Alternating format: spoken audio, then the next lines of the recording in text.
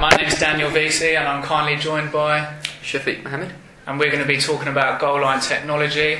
So basically we'll start off with how it works and then we'll give our views on it with all the negativity surrounding it but also the positivity. We'll talk about a bit of general football chat at the end if we've got time, but do you want to start us off, Shaf, with how it works? Yeah, of course. Goal line technology determines when the football has completely crossed the line. It uses electronical assistance to let the referee know. So yeah, it's got like a magnet in the ball or something. Yeah, some have magnets, some have chips. It depends on the types, which we'll get into later. Yeah. But it's important to say that it won't replace the referee. Yeah, it's there to assist them. Yeah, it's there as a way of kind of helping them get the decisions that they usually get wrong right. Yeah. So I mean, they do get scrutinised quite a lot, don't they? Yeah, they do get it in the arse, really. Yeah. But you got players surrounding them because that's the thing. Players won't really be able to surround a referee and intimidate him. Well, they do, but they shouldn't. They do, but I mean, if goal line technology comes into it, that's the decision. You can't dispute it. Yeah, it slows down. It basically replays it, doesn't it, in slow motion? It's basically just to say that the referee is right in that decision and not, how do you know you weren't there kind of thing which happens a lot in football. Yeah. I mean, you got quite a few examples of why it's coming into kind of the public eye, if you like. I mean, we had the 2010 World Cup game where Frank Lampard, which crossed the line, but the referee and the lines. Well, the referee didn't give it because of the linesman. He wasn't too sure. Is that what so it was? Yeah, he looked at the linesman, and the linesman didn't give it. So see, what it was, it happened so quick. Basically, the ball bounced down off the crossbar, didn't it? But then I think the batsman of the ball brought it back out of the goal. But yeah, it didn't get given, and that would have made it. What was it? That would have made it 2-2 in that game.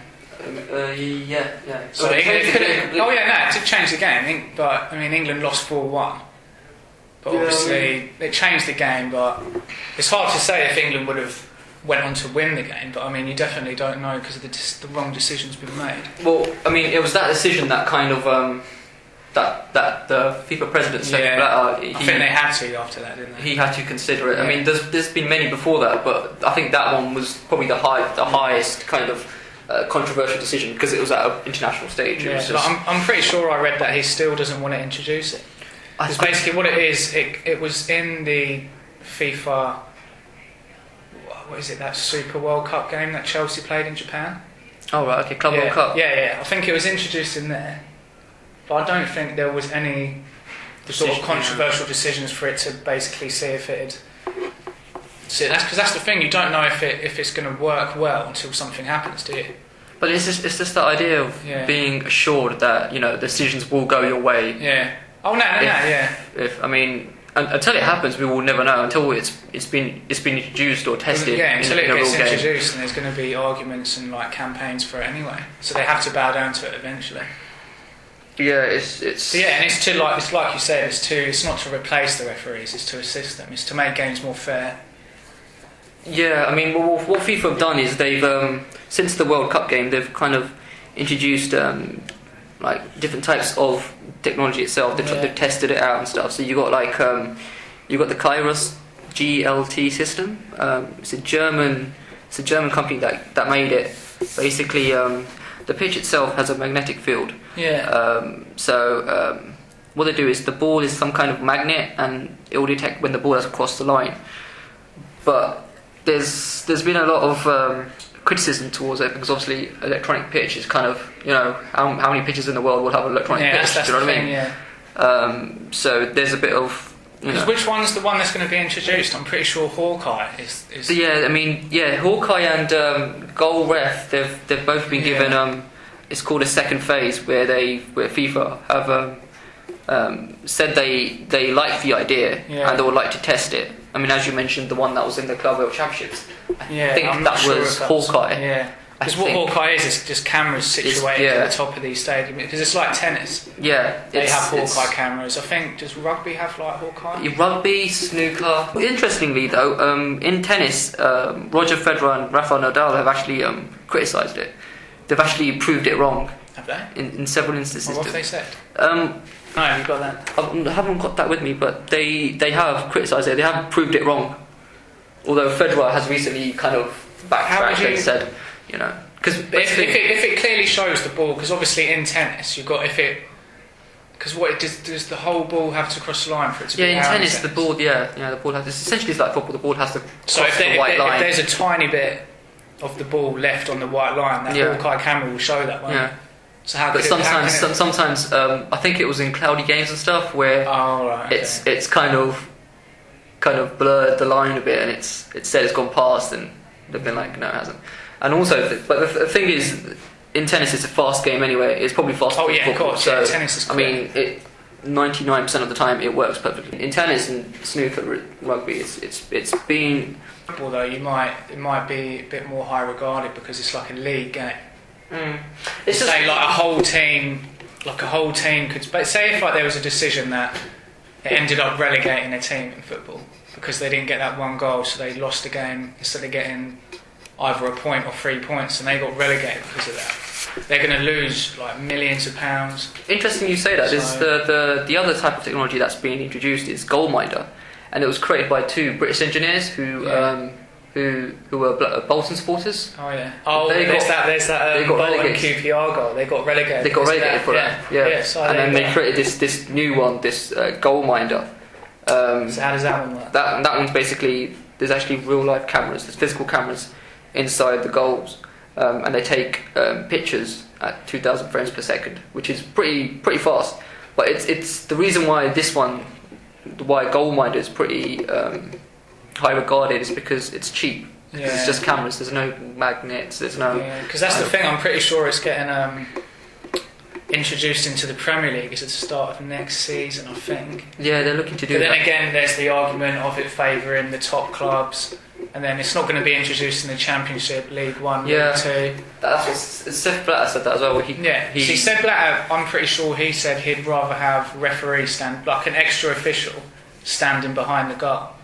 Which they do have. They do have a They have that anyway, but I've seen them. They're useless. I've seen them stand there and they not do something. They don't even have a flag on them. They don't have anything in their hands to signify anything. But yeah, I mean, there are possible methods for goal line technology. It's just, you know, if you do introduce it, are you changing the game? Yeah, do you know what I mean? I'm for it and I'm against it at the same time. I'm for it because it'll make a game fair. And I hate sort of the football politics that comes with football afterwards.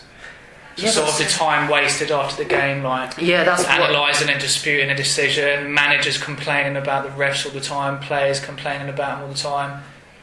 I think it just makes it like a solid decision. Look, that was a goal, that wasn't a goal. Wouldn't you think that kind of ruins the whole debate surrounding football? I mean, whether it's positive or negative. Yeah, I know what you're saying. I think people will always be talking about football. Yeah. But a lot of the time it's talking about a ref though, not actually talking about the game, isn't it? True. So I mean, this season there's just been countless times where the decisions didn't go our way, blah blah blah. True. I mean you got that Nani red card, and that like overshadowed the whole Man United Real Madrid game, didn't it? Well, the Champions League game. Yeah, and that was a bad decision. Yeah, I mean that one was interesting because the referee acted on it. It was just, you know, it's just one of those tough decisions because there's no kind of technology involved that would help him there because it was his own opinion of what he saw. Yeah, I know what you mean.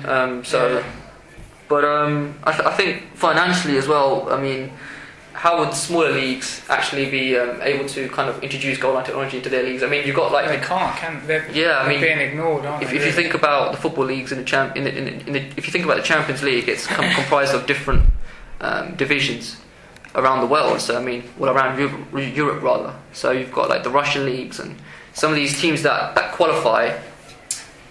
It's what football's turned into anyway. It's money. It's favour the game, isn't it? It's like that financial fair play rule. That's not going to be like Man City have somehow found a way to get around that. Have they? Yeah, somehow. And that's what's going to happen because when you've got loads of money, you'll just find your way out of it, won't you? Because I'm pretty sure they've introduced financial fair play in lower leagues, but then they haven't introduced it in the Premier League, so that doesn't make sense at all. That's football with money. It's just this. There needs to be like a universal agreement within football about these ideas and these rules. I mean, I mean, introducing goal line technology and these financial fair play rules and all this stuff. It's okay if you introduce it to the higher leagues, but how would you apply that to the smaller leagues? And then also there's this idea where... What it is, it's just basically you can only spend what you earn. Because, I mean, Man City, they don't turn over a profit, they lose money. But then you get these... They pump so much money into the club, they possibly can't make a profit on what they've put into it. But then you get these teams that are owned by these conglomerates and these big companies that also own other teams. Yeah. And then you have them... So, I mean, like Watford, Chelsea. And yeah, I mean, like Watford, for instance. See, Chelsea don't really turn. I think Chelsea made their first profit under Abramovich since he's taken over last year, a couple million. See, that says it all, doesn't it? Yeah, because what it is because they're not such a global franchise, and because their wage bill and the money he pumps into it, like they don't turn over money. Like if he was to walk out of that club, they'd plunge into debt and they'd find, like they wouldn't be able to like sustain themselves without him basically, and that's how Man City are. But that's the whole idea of financial players. So yeah, but anyway, we're swinging off the topic of goal line technology, and I think we're running out of time. So we'll quickly just sum up. You're not for it, basically. I think football has the ability to be played the same way everywhere in the world. Yeah, I think that's a good point. I mean, Seth Blatt labels that as universality.